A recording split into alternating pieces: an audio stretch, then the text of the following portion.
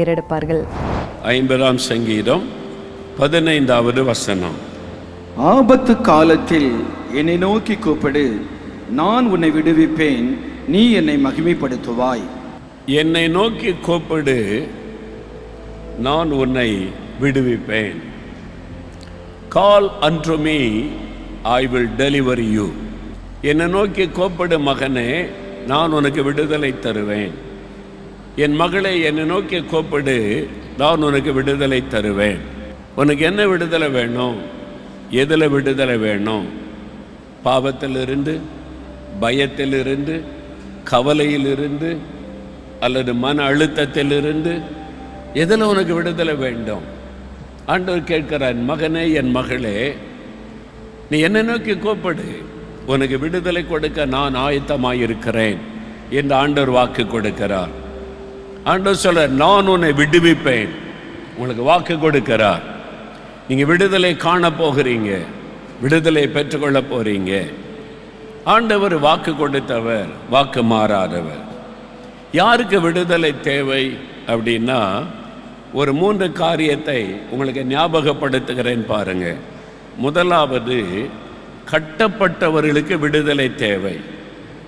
யாராவது ஒருவர் கயிற்றினால கட்டிட்டாங்க, சங்கிலிகளால் கட்டிட்டாங்கன்னா, கட்டப்பட்டவர்களுக்கு விடுதலை தேவை.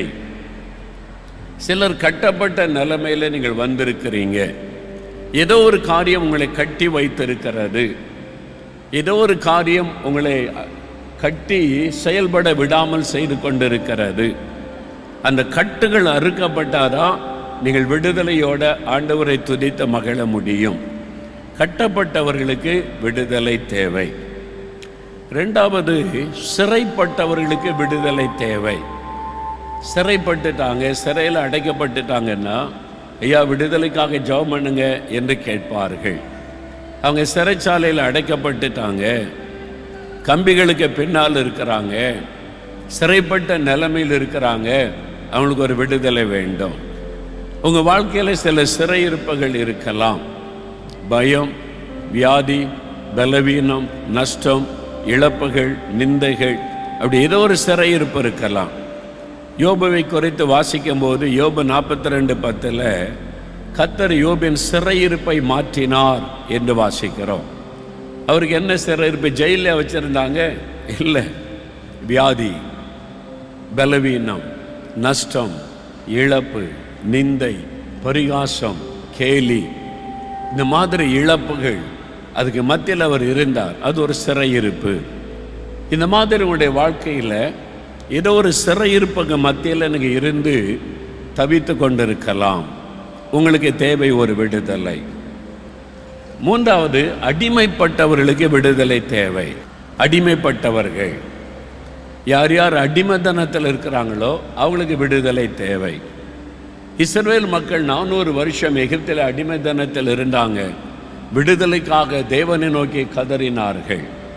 அந்த மாதிரி அடிமைத்தனத்தில் இருக்கிறவர்களுக்கு விடுதலை தேவை. உங்கள் வாழ்க்கையில் யோசித்து பாருங்கள். சிலர் கட்டப்பட்ட நிலைமையில் வந்திருக்கிறீங்க. உங்கள் வாழ்க்கையில் சில பகுதிகள் கட்டப்பட்டு இருக்கலாம். சிலர் சிறைப்பட்ட நிலைமையில் வந்திருக்கலாம். ஒரு சிறையிருப்பில் இருந்த மாதிரி இருக்கேன், ஒரு ஜெயிலில் இருந்த மாதிரி தான் என் வாழ்க்கை இருக்குது அப்படின்ற ஒரு உணர்வோடு நிலைமையில் வந்திருக்கிற சிலர் இருக்கிறீங்க. உங்களுக்கு ஒரு விடுதலை தேவை. சிலருக்கு ஒரு அடிமைத்தனத்தில் இருக்கிறேன், நான் அடிமை ஆயிட்டேன், என்னால் வெளியே வர முடியல அப்படின்ற ஒரு நிலைமையில், அடிமைத்தனத்தில் இருக்கிற ஒரு நிலைமையில் வந்திருக்கலாம். உங்கள் குடும்ப சூழ்நிலை, வேலை செய்கிற இடம், ஊழியர் செய்கிற இடம், வசிக்கிற இடத்துல ஏதோ ஒரு அடிமைத்தனம். இஸ்ரவேல் மக்களை எகிப்தின் ராஜா அடிமைப்படுத்தினதை போல யாரோ உங்களை அடிமைப்படுத்தி சிறை வைத்திருக்கலாம். அது உங்களுடைய வேலையில் இருக்கலாம், குடும்பத்துக்குள்ளே இருக்கலாம், பிஸ்னஸில் இருக்கலாம், உங்களுடைய சமுதாய சூழ்நிலையில் இருக்கலாம். யாரோ ஒருத்தர் உங்களை அடிமைப்படுத்தி வச்சு சிறுமைப்படுத்துகிறாங்க. ஒரு விடுதலை வேணும் அப்படின்ற நிலைமை. இந்த மாதிரி 3 விதமான காரியத்தில் நமக்கு விடுதலை அவசியம். உங்கள் வாழ்க்கையில் என்ன காரியத்தில் நீங்கள் அடிமைப்பட்டு இருக்கிறீங்க, உங்கள் வாழ்க்கையில் என்ன மாதிரி ஒரு விடுதலை தேவை என்பதை நீங்கள் உணர்ந்து கொண்டு ஜெபிக்கும் போது அதில் அற்புதம் நடக்கும். முதலாவது விடுதலை, கட்டப்பட்டவர்கள் விடுதலை ஆவது. கட்டுகளில் இருந்து விடுதலை, அதான் முதலாவது விடுதலை. கட்டுகளில் இருந்து ஒரு விடுதலை. வேத புஸ்தகத்தில் நீதிமொழிகள் 5ஆம் அதிகாரம் 22வது வசனத்தை வாசிக்கும் போது அங்கு கட்டுகிற ஒரு வலிமை வாய்ந்த ஒரு காரியம் சொல்லப்படுகிறது. பாருங்க, நீதிமொழிகள் 5:22. துன்மார்க்கனை அவனுடைய அக்கிரமங்களே பிடித்து கொள்ளும், தன் பாவ கயிறுகளால் கட்டப்படுவான். துன்மார்க்கனை அவனுடைய அக்கிரமங்கள் சூழ்ந்து கொள்ளும், பாவ கயிற்றினால் அவன் கட்டப்படுவான். வசனம் சொல்லுகிறது, பாவம் கயிற்றை போல ஒரு மனிதனை கட்டிவிடும். பாவம் அடிமைத்தனம். பாவம் ஒரு மனிதனை கட்டி அவனை சிறை வைத்து விடும், செயல்படாமல் செய்துவிடும். ஒரு சமயம் ஒரு சகோதரர் ஜெபிக்க வந்திருந்தார். அவரோடு பேசி கொண்டிருக்கும் போது என்ன விஷயம்னு கேட்டேன். நான் இது மாதிரி மதுபானம் குடிக்கிறேன், 15 வருஷமாக குடிப்பழக்கம், அதுக்காக ஜெபிக்க வந்தேன்னு சொன்னார். மதுபானம் பாவன்னு தெரியுதில்ல? தெரியுதையா. அது உங்களை பாதிக்குன்னு தெரியுதில்ல? தெரியுது. என்னை பாதிக்குது, என் குடும்பத்தை பாதிக்குது, எனக்கு தெரியுது. அது தப்புன்னு தெரியுது, விட்டுற வேண்டியது தானே அப்படின்னு நான் சொன்னேன் அவர்கிட்ட. உங்களுக்கு தப்புன்னு தெரியுது, பாவன்னு தெரியுது, பாதிக்குதுன்னு தெரியுது, விட்டுற வேண்டியது தானே. அவர் ஒரு வார்த்தை சொன்னார் பாருங்க, எனக்கு தலையில் ஓங்கி குட்டின மாதிரி இருந்தார். எனக்கு விட முடிஞ்சா உங்ககிட்ட நான் ஏன் ஜெபிக்க வரணும்? சரிதானே? அது என் தலையில் குட்டி ஆண்டவர் ஒரு காரியத்தை கற்றுக் கொடுத்த மாதிரி இருந்தார். அவனால் விட முடிஞ்சா அவன் இது கொண்டு ஜெபிக்க வரணும்? அவனால் விட முடியல. அவன் கட்டப்பட்டு இருக்கிறான். அவனுக்கு ஒரு விடுதலை தேவை. அந்த கட்டு அவிழ்க்கப்பட வேண்டும். மதுபானம் என்கிற பாவம் அவனை கட்டி வைத்திருக்கிறது. அவனுடைய விடுதலைக்காகத்தான் அவன் வந்திருக்கிறான். அப்போ அந்த விடுதலை கிடைத்தால் தான் அவன் விடுதலை அடைய முடியும். தானாக தன்னை விடுவித்துக் கொள்ள முடியாது.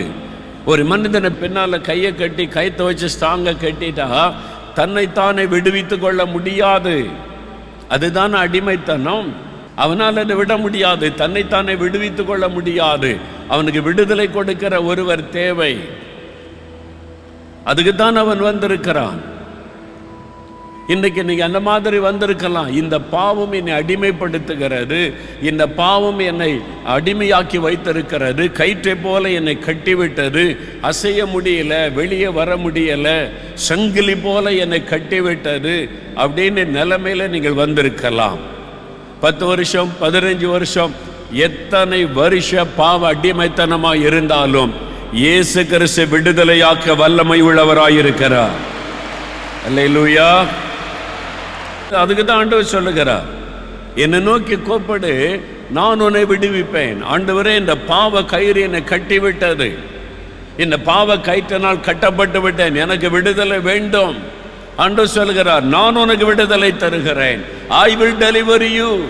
அப்ப நான் கட்டப்பட்டிருக்கிறேன், விடுதலை வேண்டும் என்று முதலாவது உணர்ந்து நம்மை